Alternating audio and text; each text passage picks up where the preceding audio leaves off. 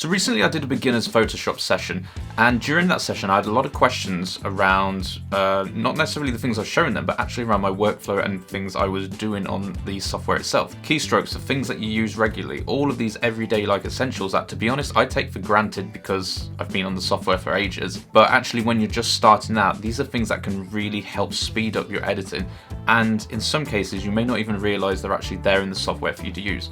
Photoshop is a beast of a software. There's a lot in it. Generally, if you want to do something with photo, you can do it in there. It's being able to find the right tool and the right process in which to do it.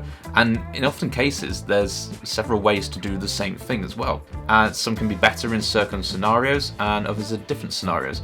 But knowing all of these different things can really help you choose that one in the moment and not get you stuck when you're editing your photos and then having to resort to YouTube and videos like this to actually work out what to do. So I thought I'd put together a little list of 30 things that I think are essential Photoshop tips that I personally do every day that you as a beginner would benefit from. So starting at number 1, we've got these selecting subjects. Now you can use the lasso button to go around stuff and select things. But personally, up top, you've got from select, you can use the subject or select sky. If you're on some things which are a bit tricky, the select subject does work quite nicely. It works well for humans, generally handles hair all right as well. But in these kind of circumstances, when you're dealing with a dog, where there's lots of fur, there's lots of detail going on around the edges, it doesn't do a great job and it's going to pick out all of those. So we can take this select thing one step further by going up to the top of select, down into select and mask. So what I'm essentially going to do now is actually take this brush and bonus tip, use your brackets keys to increase or decrease brush sizes, and then I'm just going to brush around the edges and use this sort of edge detection to go all the way around the dog. And the aim here is that I can remove everything in between the fur and get those bits of fur actually poking out. And you can see as I go over this, it really just looks like it's smudging and blurring it, but we're going to do one more thing just to make this work. So you're going to go all around your dog here, select all of the edges, and it can be quite therapeutic, but basically you're just going to go over any edges where you can see that there's some colour that's kind of snuck in or it looks a bit blocky on the texture. Once you've done that, before we create our layer mask, we're going to go down here and we're going to select decontaminate colours to remove anything that isn't that primary thing that we've selected. Click OK, and now we have our mask of our dog, and as we zoom in we can see we've got all of the fur actually poking through. So now when I take this dog and I throw him onto a different background like this forest one here, and just make him a bit smaller and kind of look like he's taking up the frame close to it, it's a much better selection, and as I zoom in you can see we've got the details of the fur actually poking through here. Now this doesn't quite look right, so we're going to go to number 3 now, which is to blur a background. So down here I'm going to select my layer that I've got, I'm going to go up top to filter, and then I'm going to go to blur, and I have a load of different blurs that I can apply to this layer. If we go on the Gaussian blur for instance, you can see that it instantly blurs out what we've got there. So we find an appropriate sort of depth of field, and that can end up blurring your background for you on this. To create any sort of mask on here, then I just go down to the bottom and I've got my layer masks and I can put that on. And then to invert a layer mask, this will be tip 4, Command and I. This inverts your mask, and you can see here now that my blur has completely gone. If I take a general brush, and I'm going to make sure that that is white, and I paint over the top of that mask, we're going to see that blur come in on the background there. So we can kind of control that depth of field. If I go for a real big wide mask there, white brush even, now you can see that over here on my mask I've got white. White is indicating that it is shown through, black is indicating that it is being hidden. So now what I've done is created a nice depth of field in the background, but made it come into a little bit more natural as it comes down here. Obviously, a bit of a rush one, but you can see how this is going to help any of you compositing, or if you want to recreate that depth of field. So inverting masks, that is number 4 for you. Number 5 then is changing appearances on portraits, and more particularly the one that I end up having to do a lot is changing the eye direction of a person. Now the Neuro filters work really well for this. If you go up again whilst you're on your layer to your filter here, and you go down and you've got neural filters. So in this image, the model is looking directly at the camera, but what if I want to change that eye position to be slightly off camera, looking past the shoulder? Or it could be the way around, you want them to actually look at the camera. Either way, this is one that can save you a lot in portrait photography when someone spiked a lens. It can save you a lot if you're doing wedding photos as well, or just dealing with someone who's not as experienced when it comes down to it. So once you're in the neural ones here, it will detect the face, and all you've got to do is turn on Smart Portrait. And as you go down, you'll see there is one that is eye direction. So I'm simply going to pull the eye direction over to the left side here. I'm going to let Photoshop process and do its thing, which for me is probably going to take a while because I'm on the laptop at the moment. But now that it's done, you can see that her eyes have now been shifted slightly over towards the left there. And there's no longer this effect of her actually staring directly down the lens, but instead past the lens. So that is your tip number 5. Tip number 6 then is creating a light source. Now this comes in handy in landscape photography, also if the weather you've been shooting in is not so great and you kind of want to create a bit of a sunset vibe, but bringing in different colors into your image always helps to create a bit of depth, especially in landscape. So to do this, we've got 2 things we can do here. First one is we're going to create an exposure layer, and we're just going to raise the exposure. Now you can see that raises my exposure overall. Now I could use radial gradients and things here, but personally I still like to use a brush and just manually brush in the area. So I'm going to invert my mask again, Command I. I'm going to take a large brush and I'm simply just going to, up here, paint in a little bit more of a light source. And I'm looking out for those rocks, making sure I'm not going to go over it again, being quite rushed. And then I'm thinking about how that light's going to come across here and where is it going to hit. So just kind of use your judgment here to think, where is the light source going to hit? I'm going to aim at that rock there and kind of treat this as like a light ray. I can then go back to my layer, change how much brighter I want to make that or not, toggle that on and off, and you can see I have some light coming in here. But we can take it one step further by creating another layer of a solid color, and let's go for something that's more of a sunsetty orange vibe. So I'm going to select a warm color. I'm then going to turn this over into a soft light using blending modes, which we will come back to. And then from here I can decrease the opacity as well. And once again I can invert my mask and just sort of paint in exactly where I want that warm color to be, which is really up top here in the trees, and just following again over where my light source is. Raise your opacity until you got to a level that you like, and you've created a sunrise light source coming through. Now obviously this interacts a bit weirdly with the water and the blues, but it's again another technique that you can use to enhance your landscape images. Number 6 then is using the curves tool to brighten an image. Now if we take an image like this, we could go in and just apply an exposure and raise the exposure. But what's happening here is, as I'm raising the exposure, I'm trying to brighten this area down at the bottom, I've completely blown out highlights and pushed this too far. So instead of using our exposure, let's go for the curves tool. From the curves tool, we have the ability to kind of select the different areas and use that to introduce more light into the image and raise the exposure. If I grab from the mids, for example, you can see here where this is affecting at the top. But also, if I pull my highlights down, it's not going to attack this brighter area. So if I tackle the shadows instead and raise these, you can see how we're now getting some more light down here, but without overblowing the top bit. Now the great thing about the curves tool is you can do whatever you want with this. And I'm never generally too worried about ending up with a flat image, because then I'm going to do loads of processing above that. But as a first step, this is a great way to actually brighten your image and choose which areas you want to brighten, rather than using just that exposure setting. Tip 7 then is going to see us revert back to those blending modes. So tip 7, using blending modes. When we want to lay things like overlays and textures onto stuff, such as this dust one here, I can copy it across into my image. However, when I copy it across, it still has that black background. Now, how do I get this to lay over? Well, this is where our blending modes is going to come in. Once I've got it kind of set in the position I want, over to the side here, then I have different blending modes. And as I scroll down, you can see them all doing slightly different things. I find for ones with black backgrounds, screen works really well. And you can see that this is just given a nice sort of overlay into here. Now, if we want to add more to this, tip number 8 then is to go in and use Command J.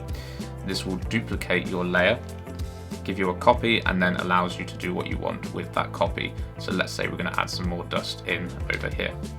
I'm going to reduce my opacity a bit just so it doesn't look as overwhelming, and then do the same on the other side. Remember, with any of these we can create masks and delete whatever we want to without losing the entire thing. So on here I can go in and make a mask, grab my brush and then brush over any of the dust that I don't want. The great thing about this is it's non-destructive, so you can always go back and introduce any of those elements. Try to always use the masks rather than use the eraser. Tip number 8 then is to merge layers together. So if we were happy with those, we can select add 2 layers and press Command E, and that will merge the 2 layers into one. Tip number 9, we're on 9 now, is where we can group things together. So we can take any of these extra layers and group them together. Why do we want to do this? Well, it helps to arrange if you've got a very big file with lots of layers, but also you can then do certain things to globally to those layers. So if I select my 2 layers, and this time I'm going to press Command and G, and that's going to create a group for us. You can then see that we have some different sort of blending modes that we might be able to use, such as the pass through here. And from this I can globally reduce my opacity and affect everything that's in that layer there. Well, I've officially lost track of the number. I don't know if this is 10, this is 11, but our next one that we're going to do now is to merge all the layers together. Now this is handy for the next tip that we're going to do, but you can select all of your layers together that you've got, and rather than like exporting a file and re-import it as something else, you can do Shift, Option, Command plus E, and what that will do is combine all of those layers together into a master layer at the top. Now you can play around with this master layer, do some final things on, rather than affecting anything that you've done underneath there. If something goes wrong, you can always delete that layer, you've still got all your work, but without the hassle of exporting and playing around with a new file. And why might we do this? Because you might want to do something like use the Camera Raw, which is our next tip. If you've ever wondered how to get Lightroom within Photoshop, well, it's kind of like the Camera Raw filter. Select that and you'll see some of the features that you would have in Lightroom, and the panel should look quite familiar. From here you can make any sort of edits you want, from the light, contrast, all of the usual things that you might find in Lightroom, and this is a really powerful tool to work with. I can do all my colours in here, my curves, any kind of thing that I want. Once I'm happy and I've done what I've wanted in here, I can select OK to apply that back on. Now you'll see that what that's done though is apply it to that top layer and not to the ones underneath. So I can always remove that and see my difference between them. Let's go back over to our dog in the forest photo then, and this is one that I use quite a lot for compositing, and that is when you just want to do something that affects only one of your layers, and this is creating a clipping mask. So let's say we want to do something to the dog to help them blend in a bit more, and I'm gonna just, let's say, darken them down a little bit. So I'm gonna create a curves tool, and then the moment I go in here to start darkening the dog, you see it affects everything. Well, all you've got to do is hit this button here, which looks like a little cross with an arrow. When you hold over it, it says click to layer. Select that and it will show an arrow, and it will only affect then the layer that is below the arrow. Now you can stack these on top of each other. When I toggle this on and off, you can see that it's now just affecting our dog and not actually affecting anything below. So if I pull another saturation layer up just to desaturate the dog, I can do the same thing, but this time let's say we right click, and from here you can also go to create clipping mask, and that's going to have the same effect, and you can see the arrows pointing down to one layer. Now sometimes you might get errors when you're doing your compositing. You can see down here that the part of the tail has been missed out. So a simple thing you can do with a lot of this then is use the generative expand, but I like to use it in a different way. When I've got something I need to fix, I can go in and use the clone stamp and remove tools and things, which we'll come to in a moment, or I can simply actually pull and crop my image in to where I am, and then I can go the other way.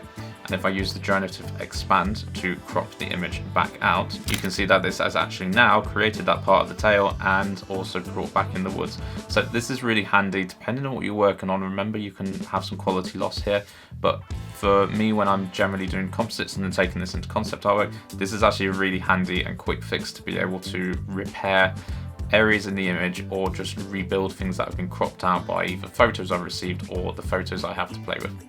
So that is another way for you to use generative expand. The next one then is using dodge and burn, and these are really handy tools, again, just to bring in a bit of light and dark into your image. I use them all the time on landscape images and portrait images to kind of create vignettes and draw the eye compositionally to where you want to go. Over here to the side then, you've got two icons you can use, the dodge and the burn tool. The burn tool, first of all, depending on the exposure that you set at the top, will basically create this darker. Let's pull this up to a 50% so you can really see the effect. And I'm going to brush sort of down the bottom of the image, and you can see that get darker. I can do the same then, sort of up top, and create like a nice vignette around the image. Equally, I can go in, change this to a dodge, and this is going to brighten certain areas. So if I go for a really wide burst, and you can see that's brightening up the middle of the image there. Definitely taking it too far, but if we revert back over into our landscape image, this is something that I like to do just to call out highlights on certain things. So like rocks down here, for instance, I will paint over anywhere where my light sources hit on kind of the edges, just like this, just to bring out the highlights a little bit more. And this is fantastic to do for any of your landscape images. You can see it just brings out some of the top bits of the rocks where the lights are, and you can have good fun with this. You can also double up and put it in the center of your light source just to make that light source even brighter. If I take my burn tool, I can do the opposite thing and look at any shadows that I've got on landscape images, and I can literally paint over those and just make them a bit darker. And the aim here is that we're just introducing that bit more depth into our image. Your next step is for removing, and we have a couple of different ways we can do that. The clone stamp is a fantastic tool where it basically just takes from anywhere else in an image and then paints over the top of it. So for example, if I take this part here and I can repaint it down there like so. Now it can be quite aggressive, so I tend to like to go on a low flow with a lot of this just so I can feather the edges of things a bit more. Again, this is one that I use in concept art quite a lot. So the other thing we've got then is the remove tool. If we go over here and we paint it, it's going to do our best then to remove that with what's around it, kind of like the content aware. And generally, it does a pretty good job. Now you can go one step further with this to then sample layers and create layers beyond this, which you can then play around and edit with as well. Of which I've got a video on the channel, so do check that out if you want to find out more about the remove tool. So now's the point of the video to go. If you are enjoying this and you're getting some value out of this, please do subscribe. Really helps the channel, helps me to grow. We've got a lot coming this way on the channel this year. So the next one is one that saved me a lot when clients sent me photos to work with, turning them into like personalized art. And generally a lot of the time they will send stuff that's taken off of like Facebook or Instagram. And what's happened is they've applied a filter over the top, and that filter has like made it all blue, such as this image here, or it's made it yellow or red, and it's kind of like it's giving it a completely untrue color of life. So how do we quickly get rid of that? And now the way I do this is I go into use the curves tool then, and instead of just messing around with the curves tool, up here you've got the auto, but instead of just pressing auto, hold down option, select auto, and then from here select fine, dark and light. As soon as you select that, it's going to do its best to kind of level out that white balance for you automatically, and the result is usually it removes that filter for you. So this can be a really quick way for you to kind of level out the colors in your image, especially if you're combining loads of them together and merging things. You see as I toggle this on and off, it's kind of done its best to remove that kind of washed out filter that was applied over the top and sort of bring it back to a more of a natural state. Now you may have to do further things and adjustments to this, but it's a fantastic starting point and saves you a lot of time. And our last tips that we got is around the layer styles. So whenever you're next to any of the layers, you can just double click and that's going to bring up some layer styles for you. From here, you can add any of the following ones down from the side. So for instance, if I put a stroke on, that's going to give it a border. You can go into these and then edit these as much as possible. So let's just put a thick border around this for some reason, but you could do glows, shadows, all sorts of other ones. Anyway, select OK, and you can see that we now have this effect style down here, and I can go in and toggle this on and off down at the bottom. But what if we had loads and loads of layers and we wanted to add this onto all of them? For instance, there's a lot of graphic design people that know they want to copy the same settings that they've got from layer to layer and then bounce everything separately. That's fine, we can hover over this and we can go select copy layer style. I can then go down onto any other layer I want, right click and paste the layer style, and that will put the same settings down there for you. Now this is really handy, like I say, if in one project you've got a lot of separate layers. So your absolute final thing is, well, how do I export all of those layers without it being an image? Quite simply, I go up to File, Export, and then down from the side here, I go to Layers to Files. Now what this is going to do is instead of created an image or JPEG for you. It's going to create JPEGs or PNGs or whatever file type you choose it as, and it's going to bounce all of those as individual layers for you. So again, fantastic if you're creating something that you need them all to be the same size, you want to put them all on the same file. This has more of a use in graphic design, in branding and marketing than it would in like photography, but again, it's a really handy one to know. So that brings us to the end of our list. I hope you found at least a few of these quite interesting, or if anything, you found other ways of doing the same thing. Like I say, Photoshop is a beast, and often there is several ways to do the same thing on this, but it can depend on the scenario. The more of these you can learn, the easier you're going to find these problems to solve when they come up, and they will come up. But let me know which one of these tips you like the most in the comments below. Are there any things that you use regularly on a day-to-day basis, keystrokes, shortcuts? Pop them down there as well so we can all learn from each other. And again, if you enjoyed the content, do subscribe. We've got a lot coming this way on the channel, and I'll see you in the next one.